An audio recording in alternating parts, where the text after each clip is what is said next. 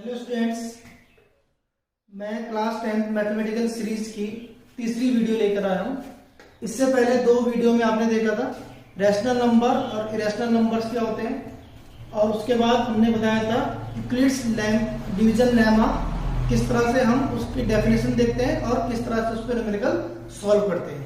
उसी numerical series को आगे बढ़ाते हुए मैं लेके आया हूँ दो न्यूमेरिकल्स आपके पास। इन दो न्यूमेरिकल्स में आप देखते हैं, पहला न्यूमेरिकल आपके पास सो दैट एनी पॉजिटिव और integer is of the form 4q + 1 और 4q + 3 where q is some integer. तो हमें प्रूफ करना है। मैंने एक न्यूमेरिकल कराया था इससे पहले वाले सीरीज में, जिसमें हमें इवन और ऑड दो निकालने थे 2q की फॉर्म में, 2q + 1 की फॉर्म में। तो अभी आप देख रहे हैं कि हम उसी ऑड इंटीजर्स को 4q + 1 और 4q + 3 की फॉर्म में प्रूव करेंगे। तो क्वेश्चन देखिए, so that any positive odd integer is of the form 4q + 1 और 4q + 3 where q is some integer. इसमें हम यूक्लिड्स डिवीजन लेमा यूज करेंगे। तो उसकी क्वेश्चन क्या आती है आपकी, कोई भी आपका पॉजिटिव इंटीजर्स है दो, तो वो होता है a = bq + r। ठीक है, तो हम इसमें ले रहे हैं कि हमें जो पॉजिटिव इंटीजर चाहिए, जैसे हमें पॉजिटिव इंटीजर चाहिए तो let the positive integer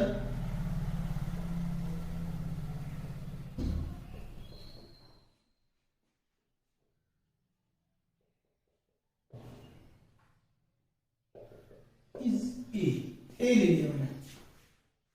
Euclid's के फॉर्मूले से मैंने देख लिया, let the any positive odd integer is a.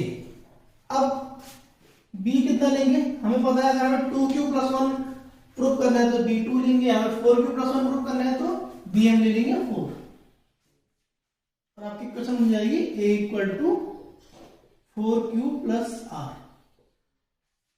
इसमें हमने देखा था कि जो r है उसकी कंडीशंस है। r क्या है, 0 हो सकता है, उससे बड़ा हो सकता है, लेकिन वो हमेशा b से छोटा ही रहेगा।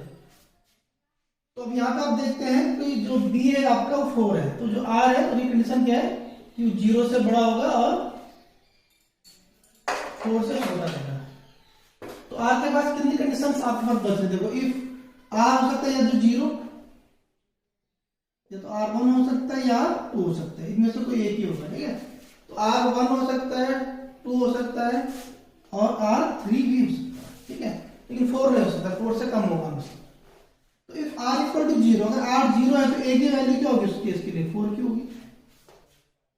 लेकिन आप देख सकते हैं कि 4q इज डिविजिबल बाय 2, तो ये इवन नंबर शो करेगा हमसे। क्या शो करेगा, इवन नंबर। इसी तरह से r = 1, अगर हम r = 1 पुट करेंगे यहाँ पे तो a = होगा 4q + 1। और आपको पता है कि इवन और ऑड अल्टरनेट चलते हैं, यानी कि पहला अगर इवन है तो उसके जस्ट नेक्स्ट क्या आएगा, ऑड आएगा। तो 4q + 1 हमारा कैसा होगा, ऑड होगा। इस तरह से r = 2 है तो ये फिर a = हो जाएगा 4q + 2। तो अगर ये ऑड है तो ये इवन आएगा, और r3 में आ जाएगा 4q + 3, तो ये आपका आ जाएगा ऑड। तो आप देख सकते हैं कि आपके पास दो इंटीजर्स आ रहे हैं ऑड में, ये 4q + 1 और उसके बाद आ रहा है आपका 4q + 3। तो हमने प्रूव कर दिया कि any positive odd integer is in the form of 4q + 1 and 4q + 3 where q is some integer. q कोई भी इंटीजर हो सकता है। तो बहुत सिंपल है, यूक्लिड्स फॉर्मूले से यूज करना है। और कल भी मैंने एक वीडियो कराया था आपके, एक क्वेश्चन न्यूमेरिकल कराया था कल की वीडियो में। अब आप देखिए नेक्स्ट क्वेश्चन के बाद, इसको नोट डाउन कर लीजिए या स्क्रीनशॉट ले लीजिए।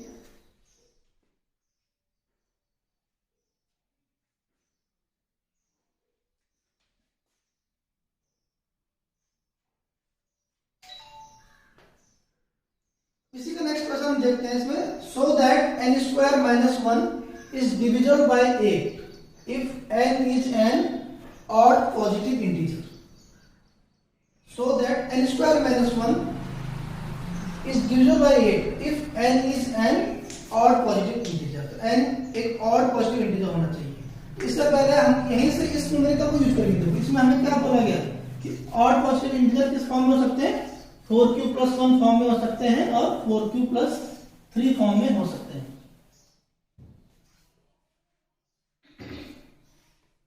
यहां से हम लिख देंगे लेट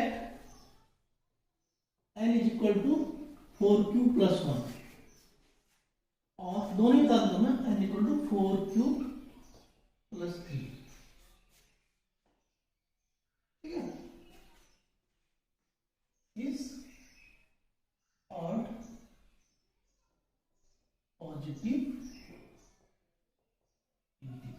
देखो यहां से आपको समझ आ गया कि मैंने 4q + 1 ही क्यों लिया, क्योंकि अभी मैंने प्रूव किया था कि 4q + 1 क्या आपका एक ऑड पॉजिटिव इंटीजर है।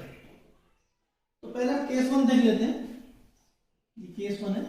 इफ n = 4q + 1 तो n² - 1 कितना हो जाएगा?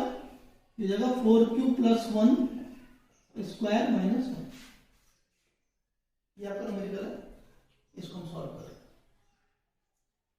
स्क्वायर आप कर सकते हैं आपसे, 4q का स्क्वायर जाएगा 16q² + 4 × 8q + 1 और -1। इस 1 से 1 कैंसिल हो जाएगा, तो आपके पास यहाँ पर 8q कॉमन आ सकता है, हो जाएगा 2q + 1 n² - 1। Is it divisible by 8? Yes, it is divisible by 8 because 8q आपका मल्टीपल में है इसके साथ, तो is divisible by 8। तो ये हमारा एक ऑड पॉजिटिव इंटीजर है जो 8 से डिविजिबल है। लेकिन ऑड पॉजिटिव इंटीजर हमारा 4q + 3 भी हो सकता है, तो क्या ये 8 से डिविजिबल है या नहीं, ये भी चेक करना पड़ेगा। केस 2 में हमारे पास क्या जाएगा? n² + 1, इसको ले लेंगे 4 16q² 24q + 9 और -1 यहाँ पे 16q² 24q + 8। ठीक है ना, हम कुछ नहीं कर रहे, a + b का होल स्क्वायर फॉर्मूला बोल रहे हैं, आपको आता है a + b का होल स्क्वायर क्या होता है? a² + 2ab + b²। ठीक है, तो वही ओपन किया जा रहा है। तो ये हो जाएगा 4q + 1 n² 16q²। अब इसमें आप देखते हैं यहाँ पे भी आपका 8 कॉमन हो सकता है। 8 कॉमन सेट कर दीजिए, 8 ×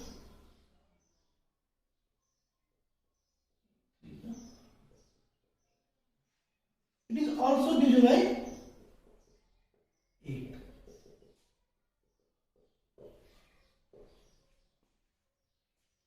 हमने प्रूव कर दिया, so that n² - 1 is divisible by 8 if n is an odd positive integer। अगर n कोई odd positive integer है तो वो 8 से डिवाइड होगा if n² + 1।